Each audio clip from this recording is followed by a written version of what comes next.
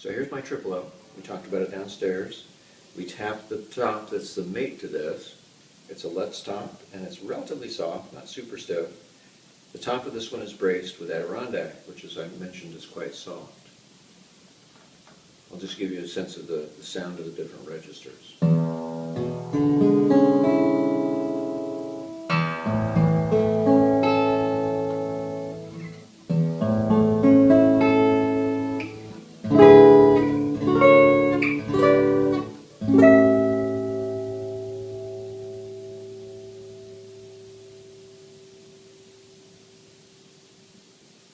And as you can hear, it has a decent amount of sustain, not a tremendous amount, but substantial enough. But the solidity, the tone quality, this woodiness I talk about,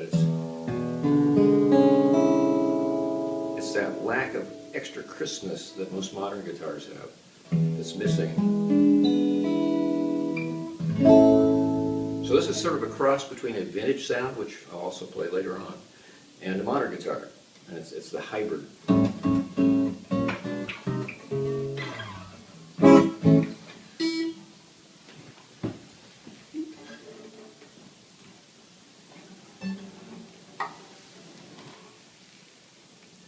By contrast, this is an identical Let's top, but it has the Sitka braces, and these Sitka braces are pretty stiff, so you should be able to hear a difference in the tonality here.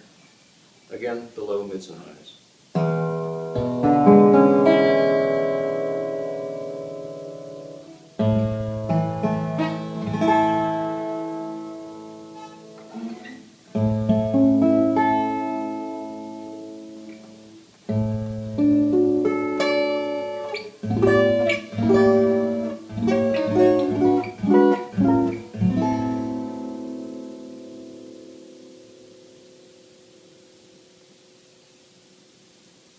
Again, a decent amount of sustain. I try not to get too much in my guitars.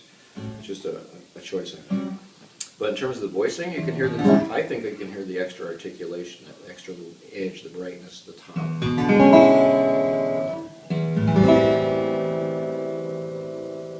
And that's the difference, entirely the difference of the bracing. Same tops, and the back and sides are both Brazilian, and they came out of literally the same tree. So there are more similarities than differences.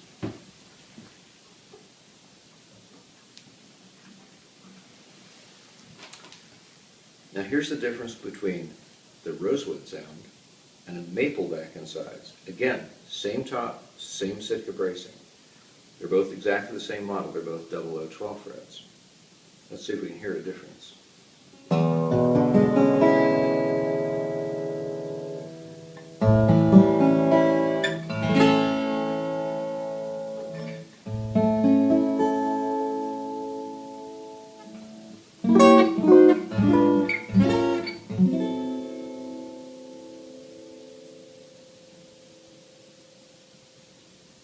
A little bit less sustain, which you'd expect, and I hear more warmth. I hear a softness to the notes in the maple versus the rosewoods, especially in the low mids. And that's characteristic of a maple sound.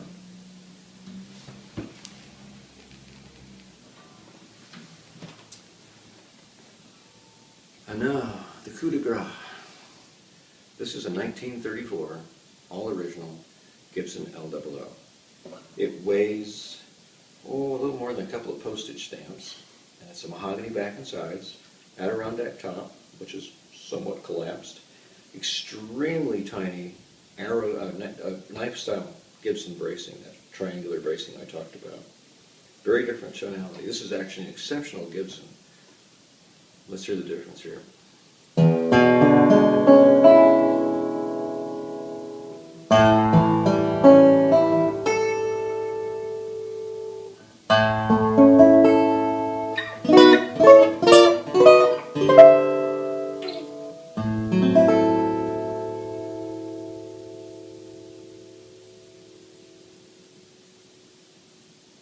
Pretty good sustain for an old guitar.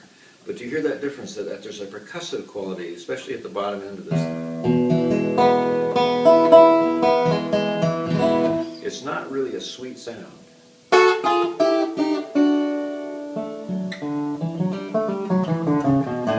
And the bottom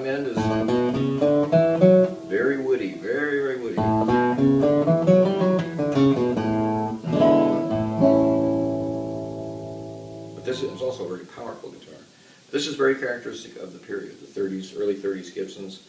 This is the voice they achieved. And a lot of it is a function of the combination of the materials and the bracing.